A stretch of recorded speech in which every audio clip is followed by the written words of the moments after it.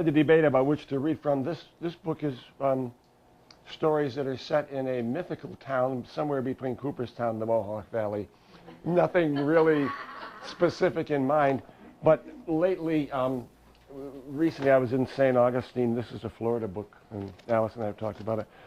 And they did a review of it, and I did a book signing there. So I thought I would just read something from here. It's really hard to pick something. It's 500 pages. And I had to pick. What I'm picking is partly what the reviewers said. The book is a satiric novel about Florida developers, the University of Florida, the big power brokers of Florida, raping the land, you know, they're the old themes. But I worked as a reporter there, and that was what just kept coming up in the agenda, you know, was land development and such things. So this book is about a northerner named Adrian Wright who goes to Florida to make a killing on lakefront property. He really started out as an English major, but then he decides he wants to make some money, so he goes to Wharton and gets a business degree and ends up buying this restaurant in Florida. His parents are teachers, and they don't like this too much because they think everybody should be in kind of a public service thing, and why are you seeking the money and raping the land and all that. And while he's there, he meets a very high-level activist modeled after a dear friend of mine who was the mayor of Gainesville for a while, who was a very fiery, uncompromising environmental activist. And he encourages him, look, your job isn't to make money off this restaurant. Your job is to protect the lake, take good care of the people, and things like that. So this guy, Adrian Wright, is just in a balancing act between these two things. And he really screws up both of them. What the reviewer said, Robert Gold is he reviews books for various newspapers. And he said, The Year of the Gator features a foolish, flawed, and unlucky character named Adrian Wright as protagonist. Wright is not exactly ethical or honorable, but it might be said that despite all his foibles and follies, he means well. And it is his fallibility that makes him so fascinating. Adrian Wright's inept romances with women, dumb business decisions, buying a rundown restaurant on a lake that's losing water, and dangerous dealings with bikers and drug dealers are the very behaviors that make him so appealing. I think he got the message that I was looking for. To make the restaurant succeed, he ends up selling drugs. A lot of people in Florida do that to make their business succeed. He's a low-end guy. He's not a big-time drug dealer. But his friend, Dr. Greenberg, who was the environmental activist, says, look, if you're going to make a go of it, you've got to get a marketing plan. And I know just the person to do it. She's very good. She's half the price of the big guys. And, you know, he always has, hey, this person will give you a good deal. So he introduces him to Jessica Whitman, who is a marketer and a graphic artist. And they sit down, and she goes over the whole marketing plan for him. And then they're done talking about marketing. And he offers her a couple drinks. This person dogs him throughout the rest of the book and eventually ends up causing him, or at least playing a role in his getting arrested twice. But in this conversation where they're drunk, the red flags are flying up all over the place, but he doesn't catch a single one because he has other thoughts. So I'll read that section to you. So this is between him and Jessica Whitman. She's already had 2 cosmopolitans. I think I'm fucked up on these cosmopolitans, she said. They do that. And she says, or you do that. Well, you asked for a cosmopolitan. I don't think you should have another. I didn't mean to drink. She turned back and smiled, a little more confident. You should have known better, you bad man. Adrian assumed she was flirting with him, but he preferred to save it for another day. She was quiet for a moment and looked away.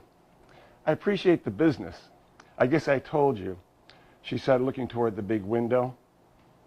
I appreciate the expertise. Business talk is over for now, Jessica.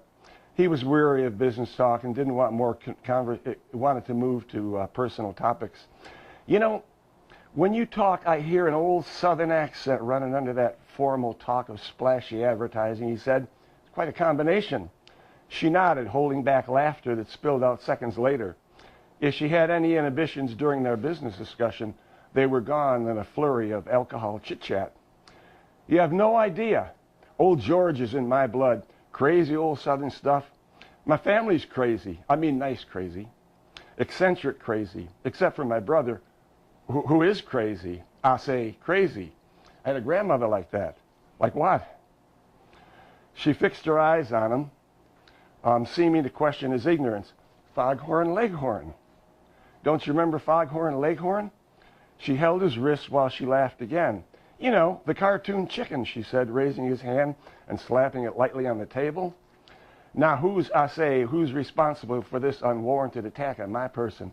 You're way off, I say. You're way off on this, son. Go, I say. Go away, boy, you bother me. She lifted his hand again and shook it as if to wake him up. Of course you don't bother me. That's what the chicken says. I'm quoting the chicken. You do remember the chicken. Sorry, of course I do. I was only allowed to watch one cartoon on a Saturday. She turned her eyes up to him. Oh? Well, what did you choose? Rocky and Bullwinkle. Oh, she said, that's the Yankee in you. No, it's not. It's the English major in me. Fractured fairy tales and all that. It was great stuff. Well, that makes sense. Well, my grandmother must have been the model for Foghorn Leghorn. She released her grip and waved her hand. Oh, she'd run around the kitchen, cigarette hanging out from the corner of her mouth, talking to nobody and to everybody. I'm fixing y'all, I say y'all, some black-eyed peas with pig's feet and collard greens.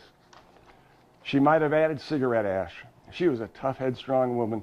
Her conversations only went one way, but we loved her because she was crazy, so entertaining. Sometimes we laughed at her, sometimes we'd try to ask her questions. She'd just stare at us with her hands on her hips and that cigarette dangling. Then she'd say something that didn't have anything to do with what we were talking about or laughing about, and she'd go on talking like that as she tore up the kitchen. She died at 98. A character. Now, my mother did not seem so eccentric. She was a very capable editor, worked at the Atlanta Constitution as an editor of a regional edition, kind of a chicken dinner edition. Oh, and your father? No, no father. He left when I was young. I didn't know him. One day after I finished college, my mother called me and said he would be contacting me. See, something bad happened to me back then.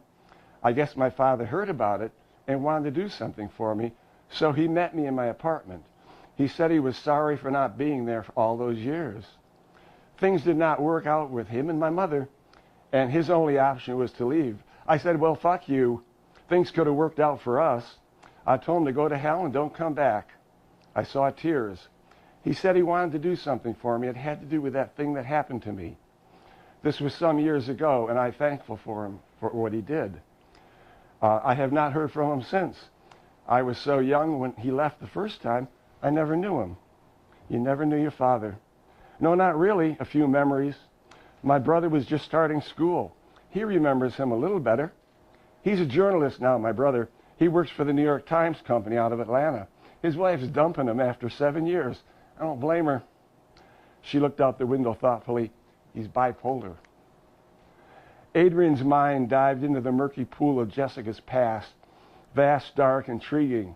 Had she done something terribly wrong? She did not seem like an abusive person. He considered her words. She said something bad happened to her. Something was done to her? Her words suggested she was a victim. He immediately thought of sexual assault or abuse as a child. He understood that women carry that trauma for life. Occasionally, people drop lines about not wanting to talk about something so they can be encouraged to talk about it. But she seemed generally averse to talking about this incident, making him more interested in the topic. She was looking down at the table.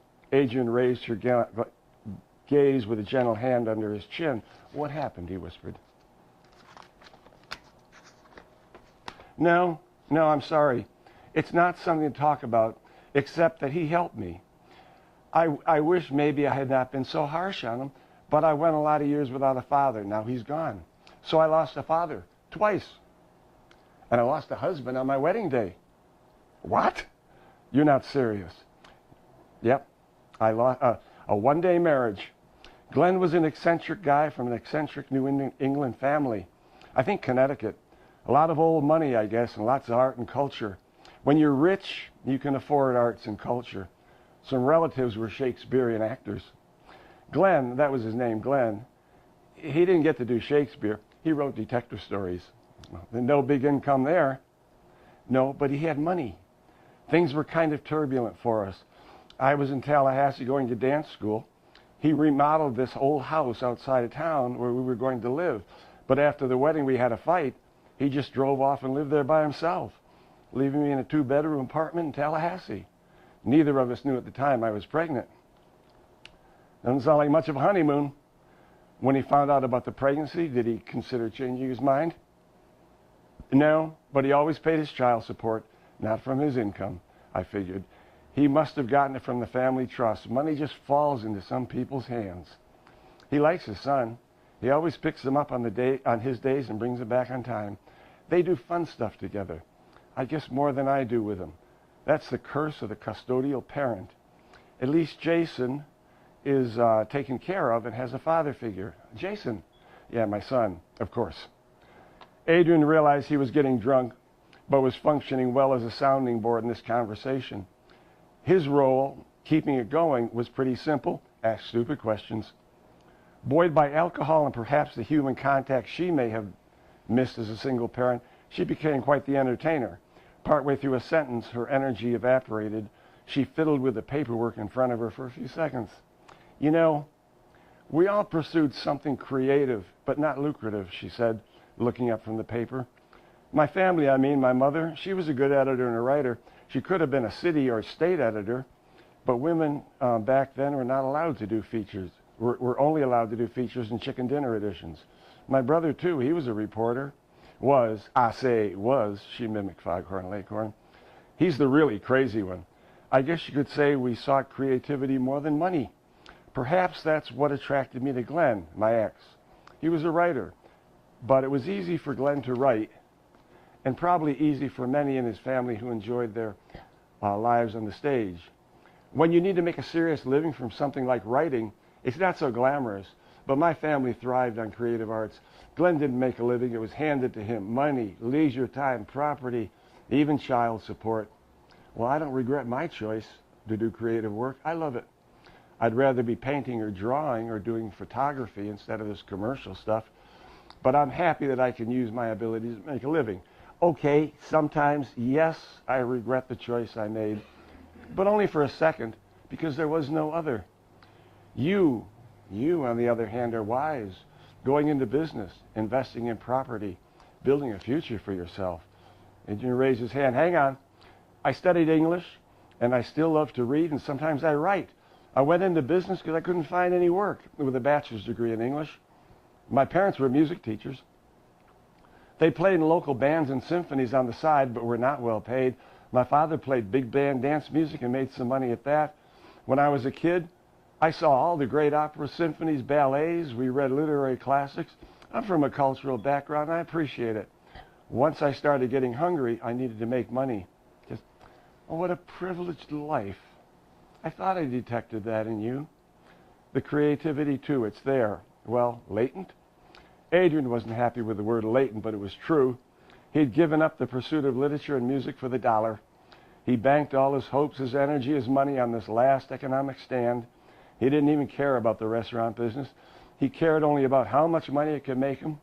It was immaterial whether he invested in a laundromat, car wash, a rental building, a dog kennel.